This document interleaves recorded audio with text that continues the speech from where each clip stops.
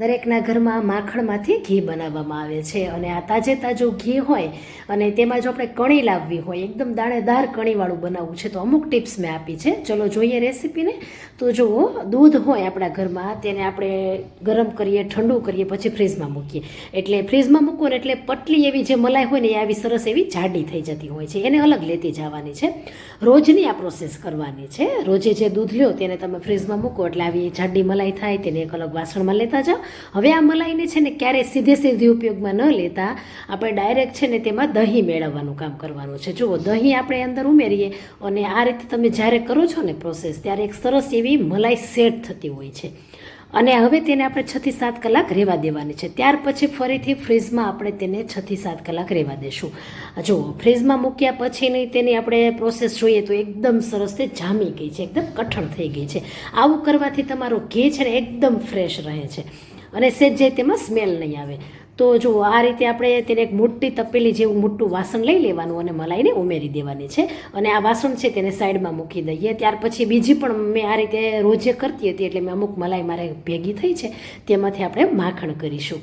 તો જુઓ, આ બધી જ મલાઈ એક મોટું વાસણ લઈને ઉમેરી દઉં છું. તમે થોડી મલાઈ હોય તો પણ આ પ્રોસેસ કરી શકો અને આ રીતે વધારે મલાઈ હોય તો પણ આ પ્રોસેસ કરી શકો છો. હવે જે મલાઈ ભરેલા વાસણ છે તેમાં આપણે થોડું થોડું પાણી ઉમેરી દઈશું અને બધી જ મલાઈ જો આ રીતે ચોટેલી છે ને એ બધી જ આ રીતે અલગ કરી લેવાની છે. અને બધું જ પાણી છે આ હલાવીને જે મલાઈ ભરેલું વાસણ છે આપણું તેની અંદર ઉમેરી દેવાનું છે. આવું કરવાથી બધી જ મલાઈ સરસ રીતે જો આસાનીથી નીકળી જશે અને વાસણ સાથે ચોટેલી મલાઈ છે એ બધી જ સરસ રીતે નીકળીને વાસણ એકદમ ચોખ્ખા થઈ જશે. આ પ્રોસેસ કરી લેવાની છે એટલે મલાઈ વેસ્ટ ન જાય. ત્યાર પછી જુઓ, આપણે હવે મલાઈ ભરેલી જે તપેલી છે ને એમાં આપણે આખી તપેલી ભરવાની ભૂલ કરતા હોઈએ છીએ, પરંતુ ક્યારેય વધારે પડતું પાણી નહીં ઉમેરવાનું. જે મલાઈ છે ને એ ઢંકાઈ જાય ને એટલું જ પાણી ઉમેરવાનું છે. ઘણીવાર આપણે બ્લેન્ડર ચલાવ્યા જ કરે, બ્લેન્ડર ગરમ થઈ જાય તેમ છતાંય માખણ બહાર નથી આવતું. એનું કારણ છે કે આપણું વધારે પડતું પાણી ઉમેરી દેવાનું.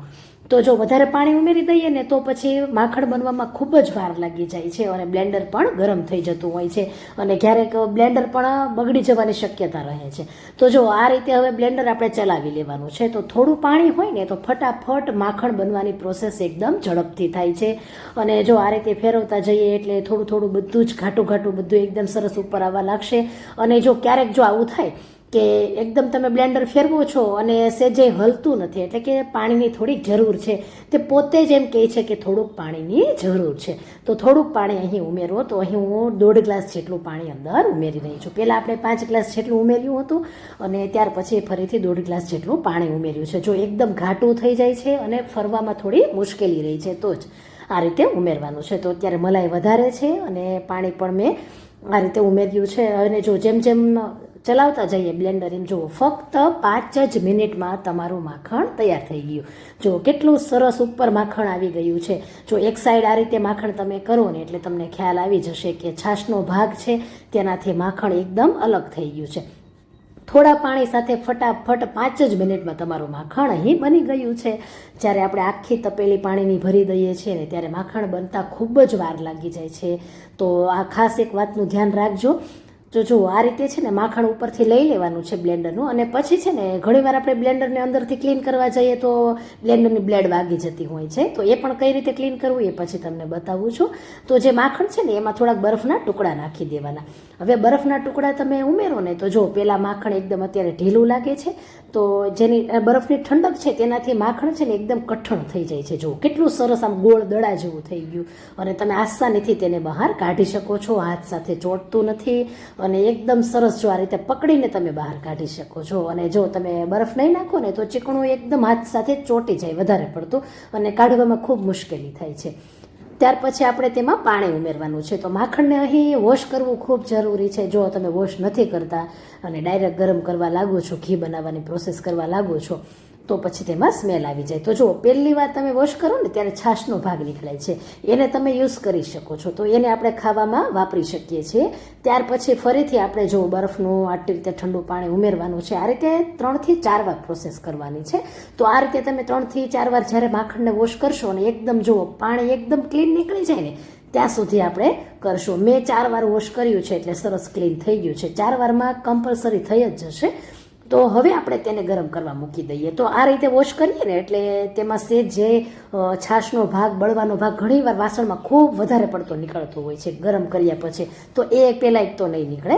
તો ધીમે ધીમે જુઓ, ફાસ્ટ ફ્લેમ રાખી હતી, પછી હવે ધીમી કરી દીધી છે અને સતત આપણે તેમાં છે ને ચમચો ફેરતું રહેવાનું છે. ચમચો ફેરતા રહીએ એટલે સેજે તળીએ છે ને વધારે પડતો ભાગ છે ચોંટવાની શક્યતા નહીં રહે.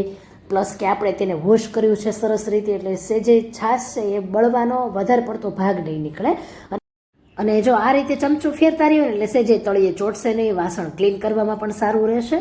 તો જુઓ, ફક્ત અહીં છે ને 5 જ મિનિટ થઈ છે અને ઘી ફટાફટ બની ગયું. એનું કારણ છે કે બિલકુલ એમાં છાશ જ નથી. અને જો બ્લેન્ડર આ રીતે ક્લીન કરી નાખવાનું. ઘણીવાર તમે આંગળીથી લેવા જાઓ ને તમને બ્લેડ વાગી જવાની શક્યતા રહે છે. તો ધારદાર બ્લેડ હોય એટલે આપણને વાગી જાય અને ફાવતું પણ નથી માખણ કાઢવામાં. પરંતુ ગરમ ગરમ ઘી હોય ને તેમાં તમે આ રીતે બ્લેન્ડર વોશ કરી નાખો એટલે માખણ બધું જ અંદર જતું રહે છે.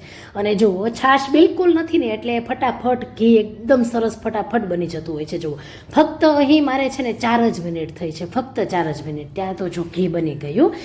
અને જ્યારે ઉપર આવા બબલ્સ આવે અને ઘી જો આવું એકદમ ચોખ્ખું થઈ જાય, એકદમ કાચ જેવું થઈ જાય, એકદમ ઉજળું, ત્યારે તમારું ઘી બની ગયું છે. આ એક ખાસ મહત્વની ટીપ છે. ખ્યાલ ન હોય કે ઘી કેવી રીતે ઓળખવું કે બની જાય, તો એકદમ આવું પતલું એકદમ ચોખ્ખું થઈ જશે. ત્યાર પછી તેને આપણે ગાળી લેવાનું છે અને જે ભાગ નીકળ્યો છે તેને ફેંકવાની ભૂલ નથી કરવાની. અને જો આ રીતે કેટલું સરસ ચોખ્ખું અને ક્લીન ઘી અહીં બની ગયું છે. ત્યાર પછી જે ભાગ નીકળ્યો છે તેમાં પણ આપણે તેને ઉપયોગમાં લેવાનું છે. અહીં ઘઉંનો જાડો લોટ હું લઈ રહી છું અને તેમાં આપણે મોણ કરી લેવાનું છે. જો આ ઘી આપણે આ રીતે મોણવાળી તમે ભાખરી બનાવી શકો છો, ખૂબ સરસ મીઠી બને છે. એટલે ફેંકવાની ભૂલ નહીં કરવાની, તેનો ઉપયોગ કરી લેવાનો મોણ તરીકે. તો તમે એની ભાખરી બનાવી શકો છો. ત્યાર પછી જો આ રીતે મોણ થઈ જાય અને ફરીથી આપણે સાઈડમાં ઉપયોગ લઈ શકીએ છીએ. અને જે ઘી છે તેને આપણે 2 દિવસ જો રાખીએ એટલે તમને ખબર પડે. જો મેં 2 દિવસ રાખ્યું છે એટલે કેટલી સરસ તેમાં કણી પડી ગઈ છે. તો આવી રીતે તમે એકદમ દાણેદાર ઘી હવે બનાવી શકો છો. જો રેસીપી ગમી હોય તો લાઈક, કમેન્ટ આપી શેર પણ કરજો. સાથે મારી ચેનલ અને પેજને ફોલો કરી દેજો.